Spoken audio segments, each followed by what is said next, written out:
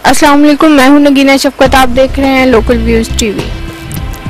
रहीम यार खान में खातून का थाना बी डिवीजन तैनात असिस्टेंट सब इंस्पेक्टर वारिस अली पर सरेआम तशद्दुद, गालम गलोच करने के साथ मुंह पर थप्पड़ों की बारिश करती रही। असिस्टेंट सब इंस्पेक्टर वारिस अली नौकरी बचाने की खातिर बस मार खाता रहा, जबकि दर्जनों बेहिस शहरी खड़े तमाशा देखने के साथ वीडियो बनाते रहे। शेख ज़ैद अस्पताल ड्यूटी पर तैनात गार्ड्स भी पुलिस एहलकार को बचाने के लिए नज़दीक न आए। मज़ीद देखते हैं इस वीडियो में।